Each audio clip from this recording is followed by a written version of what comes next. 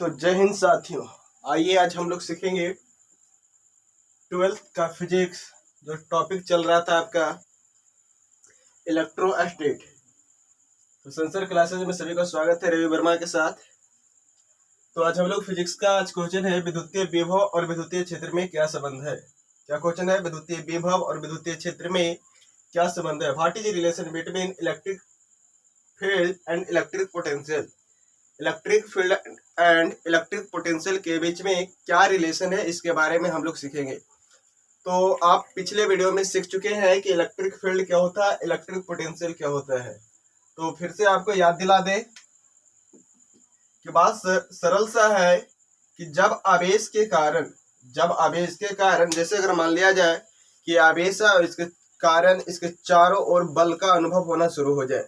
अगर इसको चार्ज मान ले आवेश और इसके चारों ओर क्या लगना शुरू हो जाए, बल लगना शुरू हो जाए, तो उसे हम लोग विद्युतीय क्षेत्र कहते हैं। यहाँ तक क्लियर हो गया कि force acted due to charged that is called electric field. अब कहता है इलेक्ट्रिक पोटेंशियल क्या है। तो मान लिया जाए कि इसका कुछ वजन होगा। अब इस वाले ऑब्जेक्ट को यहाँ से यहाँ तक लाने में कुछ कार्य करेंगे, ये जाहिर सी बात है। तो कहता है कि जब एक इकाई धन आवेश को अनंत से किसी बिंदु तक लाने में किए गए कार्य को क्या कहते हैं? विद्युतीय विभव कहते हैं। तो work done to take one unit positive charge from infinite point to any point, that work done is called electric potential. It is denoted by V। That means आगे एक्सप्रेशन मिलेगा V equal to 1/4πε0 into Q/R। तो अब यहाँ पर एक बात आ जाती है फिर से, यदि किसी ऑब्जेक्ट पे बल लगा दे, यदि किसी ऑब्जेक्ट को बल, अब बल क्या है, यहाँ पर क्वेश्चन आ गया विद्युतीय विभव और विद्युतीय क्षेत्र के बीच में संबंध। यहाँ पर एक बात आ जाती है बल से रिलेटेड। तो बल पढ़े होंगे कक्षा 11th में। एक बल वह भौतिक कारण है जो किसी वस्तु पर लगकर उसकी अवस्था को परिवर्तित करता है या करने की चेष्टा करता है। जैसे ये बोर्ड है, बोर्ड पर हमने क्या करा, इसको पुश किया। तो अब इसको तो हम केवल इसकी अवस्था को परिवर्तित नहीं किए, लेकिन करने का प्रयास किए। तो अब यहाँ पर आ गया कि यदि किसी ऑब्जेक्ट को, ये ऑब्जेक्ट है और इधर से कोई बंदा इसको पुश करे, क्या कर दे, पुश। तो ऑब्जेक्ट जो है अपने रियल पोजीशन से कहाँ आ गया, इस वाले पोजीशन पे आ गया। तो ये चला गया डायरेक्शन तो इधर, और ये जो नेट डिस्प्लेसमेंट आ गया इसका अपोजिट डायरेक्शन में हो गया। तो इसीलिए यहाँ पर आ गया कि कार्य तो देख लिए, कार्य बराबर क्या हो गया, बल गुने दूरी होती है या बल गुने विस्थापन हो गया। तो बल लगा और विस्थापन जो था इसका विपरीत था। बल और विस्थापन एक दूसरे के विपरीत था, इसीलिए यहाँ पर साइन ले लिया गया माइनस का।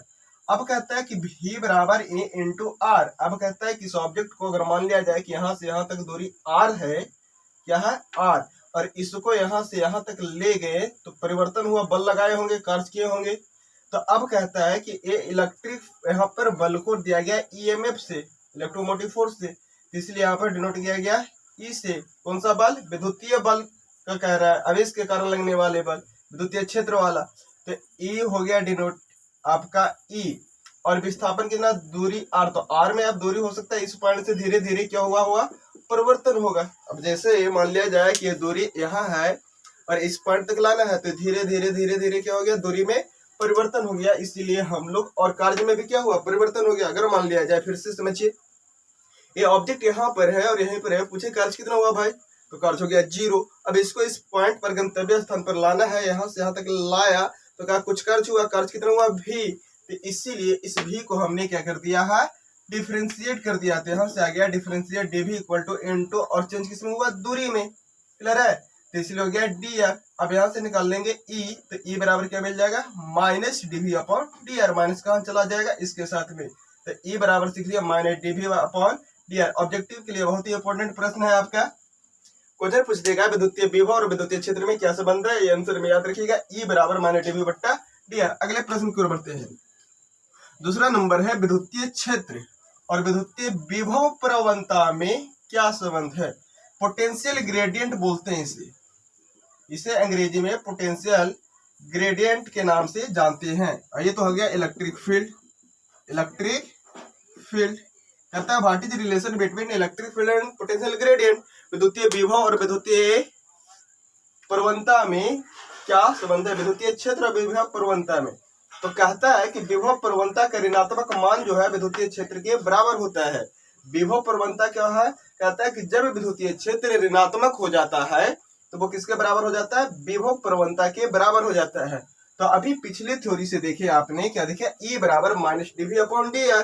तो E बराबर आ गया माइनस विभव प्रवणता, क्या हो जाएगा माइनस dV अपॉन dr। विभव प्रवणता भी क्या था, भी था विभव, और क्या था दूरी। तो विभव प्रवणता बराबर क्या मिल जाएगा, विभव बट्टा दूरी। तो यही हमारा पोटेंशियल ग्रेडियंट का संबंध हो गया कि इलेक्ट्रिक पोटेंशियल और जो डिस्टेंस का रेशियो होगा वो क्या हो जाएगा, पोटेंशियल ग्रेडियंट कहलाएगा। The ratio of electric potential and distance between them that is called potential gradient. क्या कहता है कि विद्युतीय विभव और इसके बीच की जो दूरी होती है दोनों के अनुपात को विभव प्रवणता कहते हैं। 2 नंबर का प्रश्न आप यहाँ पर कवर कर लेंगे। आइए सीखते हैं हम लोग आगे। आगे प्रश्न आ जाता है कि आपको बतलाया गया था विद्युतीय बलरेखा का गुण, विद्युतीय बलरेखा का गुण इसमें बतला दिया गया था कि प्लस से धन आवेश से ऋण आवेश की ओर विद्युतीय बलरेखा गमन करती है। किधर से, तो जैसे अगर चार्ज यहाँ पर प्लस हो यहाँ पर माइनस, क्वेश्चन आ रहा है कि right the properties of, right the properties of electro या इलेक्ट्रिक लाइन ऑफ फोर्स, विद्युतीय बल रेखा के गुणों को लिखे। ये 2 नंबर में प्रश्न पूछ सकता है कि विद्युतीय बल रेखा के गुणों को लिखे। तो अब इसको लिखने के लिए आंसर में क्या हो जाएगा कि विद्युतीय बल रेखा का गुण निम्नलिखित है, इतना तो कर लेंगे। अब वहां पर पहले समझ लेंगे पॉइंट को, ठीक है, उसके बाद आप परीक्षा में लिखना है कैसे। तो आप देखते हैं कि अगर ये चार्ज प्लस है ये चार्ज माइनस है तो प्लस से जाता है माइनस की ओर, प्लस से माइनस की ओर, इस प्रकार का आप पढ़े हैं। तो अब जो कहता है कि पॉजिटिव टुवर्ड्स नेगेटिव, तब यहाँ से क्या हो गया कि ये देख रहे हैं कि जो रेखाएं हैं वो लगातार है। तो इसी से हमारा आंसर बन जाएगा पहला कि ये जो लाइन है एक्चुअल में दिखाई नहीं देता है। आपके पास पंखा होगा तो वहां पर अब देखिए वहां पर भी इलेक्ट्रिक फील्ड जनरेट हो रहा है, क्या वो दिखाई दे रहा है, नहीं दे रहा है। तो अब ये दिखाई देने वाला नहीं है, तो यहाँ से पता चल गया कि ये कैसा रेखा है, एक काल्पनिक रेखा है, इट इज इमेजिनरी लाइन। कैसा हो गया, इमेजिनरी, काल्पनिक बन गया। तो पहला प्रॉपर्टी जो आ गया क्या आता है कि विद्युतीय बल रेखा काल्पनिक रेखाएं होती है। दूसरा हो गया it goes positive towards to negative, या धन आवेश से शुरू होती है ऋण आवेश की ओर गमन करती है। तीसरा हो गया it is in continuous form, यह लगातार होती है। चौथा कहता है एक दूसरे को कभी भी नहीं कट करता है। अगर कोई इस प्रकार से बना दे, प्लस है माइनस है और इस प्रकार का फिगर ले ले, तो जहां पर ये कट किया तो यहाँ पर टेंजेंट अगर एक ड्रॉ कर लेते हैं तो वो बतलाता है हमको इलेक्ट्रिक फील्ड का डायरेक्शन, विद्युतीय क्षेत्र का दिशा, जो यहाँ पर 2 दिशाएं प्राप्त हो जाएगी, एक पॉजिटिव और एक नेगेटिव, दोनों जो कि संभव नहीं है। तो यहाँ से फिर से एक 2 नंबर का प्रश्न उठ जाता है कि विद्युतीय बल रेखा एक दूसरे को नहीं काटती है, क्यों। तो आंसर क्या मिल जाएगा कि विद्युतीय बल रेखा एक दूसरे को नहीं काटती है इसलिए कि अगर वो एक दूसरे को काट देते हैं तो उस कटान बिंदु पे विद्युतीय क्षेत्र की 2 दिशाएं प्राप्त होगी, धनात्मक और ऋणात्मक, जो कि संभव नहीं है। इसलिए विद्युतीय बल रेखा एक दूसरे को नहीं काटती है। यहां तक आप सीख लिए। आगे आते हैं, आगे टॉपिक पर बात करें तो आगे कहता है कि ये बंद लूप का निर्माण नहीं करती है। याद रखेंगे ये बंद लूप क्या होता है, अगर हम ट्रायंगल ले लें तो ठीक है ए बी सी, और कोई कहता है कि हम बंद लूप में चलते हैं ट्रायंगल ए बी सी तक। तो अब पार्ट को देखिए कि कोई बंदा जो है ए से, ये वाले पॉइंट ए ले लिए, ए से बी की ओर आता है, बी से सी की ओर आता है। तो ये बंद लूप नहीं हुआ, बंद होगा जब सी से कहाँ जाएगा, ए की ओर जाएगा, तो तब यहाँ पर ये बनेगा बंद लूप। तो यहाँ से कहाँ से जा रहा है, पॉजिटिव से निगेटिव तो जा रहा है लेकिन निगेटिव से पॉजिटिव नहीं जा रहा है, इसलिए बंद लूप का निर्माण नहीं करती है। तो भली भांति आपको 4 लाइनें याद रह गई होगी। पहला, यह काल्पनिक रेखा होता है। दूसरा, यह सतत होता है। तीसरा, ये एक दूसरे को नहीं काटती है। चौथा, यह बंद लूप का निर्माण नहीं करती है, यह बंद लूप का निर्माण नहीं करती है। और ये तो आपको पता ही है, यह एक काल्पनिक रेखा होती है। आइए सीखते हैं आगे। अब कहता है कि यदि दो चार्जेज एक दूसरे से कुछ दूरी पर स्थित हो जाएं तो उसे क्या कहेंगे। क्वेश्चन आ गया कि यदि दो आवेश एक दूसरे से कुछ दूरी पर स्थिर हो तो उसे क्या कहेंगे या क्या कहते हैं। When two charges separated at same distance then that is called. क्या आ जाएगा, यदि दो चार्ज एक दूसरे से, ठीक है, सेम मान हो, इसका वैल्यू सेम हो, ठीक है, वैल्यू क्या कर दे सेम, एंड अपोजिट चार्जेज को एट सम डिस्टेंस पे क्या कर दे पुट कर दे। कहता है कि दो आवेशों को एक दूसरे से कुछ दूरी पर रख दिया जाए तो वो क्या कहलाएगा। अगर ऑप्शन आपको दे दे इलेक्ट्रिक फील्ड, विद्युतीय क्षेत्र, दूसरा इलेक्ट्रिक पोटेंशियल, विद्युतीय विभव। सी में आपको ऑप्शन दे दे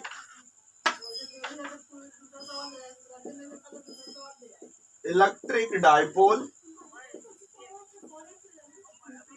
विद्युतीय द्विध्रुव, और डी में दे they none of this. Question क्या है, क्वेश्चन भली बात ही सुने। यदि दो आवेशों को एक दूसरे से कुछ दूरी पर, मान लिया जाए कि एक चार्ज ये हमारा पॉजिटिव, एक चार्ज ये नेगेटिव, एक दूसरे से कुछ दूरी पर स्थिर है तो क्या कहलाएगा। Option number A electric field. तो इलेक्ट्रिक फील्ड क्या था, तो अभी देखिए, यदि किसी चार्ज के कारण इसके चारों सराउंडिंग में क्या होती है, बल लगता है, फोर्स एग्जीक्यूट होता है, तो ये जो क्षेत्र बनता है वो इलेक्ट्रिक फील्ड कहलाता है। तो पहला ऑप्शन हमारा गलत हो गया। दूसरा क्या, इलेक्ट्रिक पोटेंशियल। दूसरा ऑप्शन है इलेक्ट्रिक पोटेंशियल। इलेक्ट्रिक पोटेंशियल क्या है, विद्युतीय विभव। तो ये देखिए कि अगर एक इकाई धन आवेश है और किसी अनंत बिंदु पर है, इसको यहाँ से ढोकर हम यहाँ किसी पी पॉइंट तक लाते हैं, तो जो कार्य होगा, तो यही वाला चार्ज हमारा कैरी करके इस वाले पी पॉइंट तक आ रहा है, तब जो किया गया कार्य है वही बन रहा है इलेक्ट्रिक पोटेंशियल, विद्युतीय विभव। तो ऑप्शन नंबर बी अभी हमारा गलत हो गया। अब सी आ गया इलेक्ट्रिक डाइपोल, यहाँ पर नन ऑफ दिस का है। अब दो ऑप्शन बच गया सी आर डी। तो कहता है कि यदि दो चार्ज एक दूसरे से कुछ दूरी पर हो तो उसे हम लोग इलेक्ट्रिक डाइपोल कहते हैं, विद्युतीय द्विध्रुव कहते हैं। 2 नंबर की बहुत ही अच्छी प्रश्न है, आपको याद रखिएगा। क्वेश्चन पूछ देगा विद्युतीय द्विध्रुव किसे कहते हैं। तो याद रखना है, जब समान मान और विपरीत प्रकृति के दो आवेश एक दूसरे से कुछ दूरी पर स्थिर हो तो उसे हम लोग विद्युतीय द्विध्रुव कहते हैं, that is called electric dipole. When क्या कहता है, same value of two charged and opposite charges separated at some distance that is called electric dipole. तो यहाँ तक ये क्लियर हो गया। अब देखिए इसी में प्रॉपर्टीज आ जाएगा आगे। अगर इसी में हम एक ऑप्शन और बढ़ा दे और क्वेश्चन बदल दे, क्वेश्चन आ जाएगा। अब 3 क्वेश्चन तो सीख लिया, 3 का ऑब्जेक्टिव आ गया। इलेक्ट्रिक फील्ड क्या हो गया, इलेक्ट्रिक पोटेंशियल क्या होगा, इलेक्ट्रिक डाइपोल क्या होगा, विद्युतीय क्षेत्र क्या होगा, विद्युतीय विभव क्या होगा, और विद्युतीय द्विध्रुव क्या होगा। नेक्स्ट आता है electric dipole moment. Electric dipole moment क्या कहता है, विद्युतीय द्विध्रुव आघूर्ण, विद्युतीय द्विध्रुव आघूर्ण।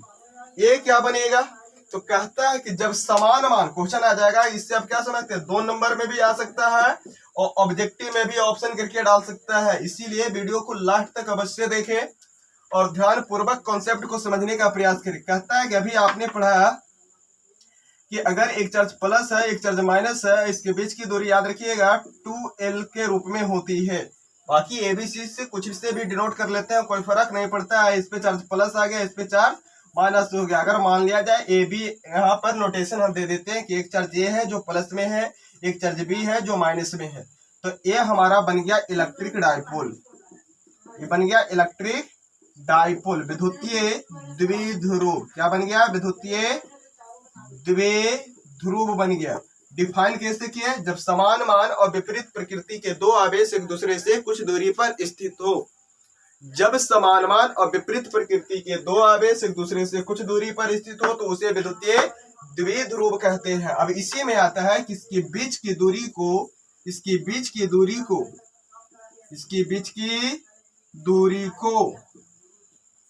को 2L से सूचित करते हैं या 2x से सूचित करते हैं, हमेशा दोगुना फॉर्म में होगा।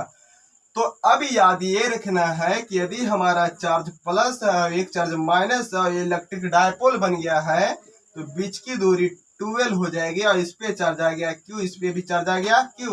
फर्क बस इतना है कि इस पे प्लस में है और इस पे माइनस में है और यहाँ से बन जाएगा हमारा EDM। कैसे बनेगा EDM? EDM को डिनोट करते हैं P से और P बराबर होती है 2QL। यूनिट की अगर हम बात करें तो यूनिट होती है कूलाम मीटर। अगर हम बात करें अन्य मात्रा की तो याद रखेंगे डीवाई। क्या होता है? डीवाई इसका अदर मात्रक है जो छोटा मात्रक होती है। अब याद कैसे रखना है, जो याद रखेंगे यहाँ पर। अब कहता है जब विद्युतीय द्विध्रुव के किसी एक मान को, अगर द्विध्रुव है किसी एक मान को बीच की दूरी से, कोई एक मान कोई ले लिए या प्लस वाला ले या माइनस वाला ले, हमको वैल्यू यहाँ पर अपोजिट चार्जेस से कोई लेना देना है नहीं, किसी एक मान को बीच की दूरी से गुना करते हैं तो हमें विद्युतीय द्विध्रुव आघूर्ण की प्राप्ति होती है। क्या कहता है कि when in electric dipole one value of charges multiply distance between them that is called electric dipole moment. क्या कहता है? जब विद्युतीय द्विध्रुव के किसी एक मान को, जब विद्युतीय द्विध्रुव के किसी एक मान को बीच की दूरी से क्या करते हैं? गुना करते हैं। तो अब देखो यहाँ पर आवेश कितना हो गया Q, यहाँ पर भी आवेश Q, बीच की दूरी कितनी 2L, इससे हम क्या कर लेंगे? गुना कर लेंगे। तो क्या मिल जाएगा? 2QL मिल जाएगा और 2QL बराबर क्या हो जाएगा? P। It is called electric dipole moment. इसे क्या कहते हैं? विद्युतीय द्विध्रुव आघूर्ण कहते हैं। तो यहाँ तक आप सीख गए। अब क्वेश्चन इसी पर आएगा कि अब यहाँ से आ जाएगा पॉइंट चार्ज, एक मिलेगा पॉइंट चार्ज। पॉइंट चार्ज का मतलब होती है बिंदु आवेश, और एक फिर क्वेश्चन मिलेगा इलेक्ट्रिक डायपोल, जिसे बोलते हैं विद्युतीय द्विध्रुव।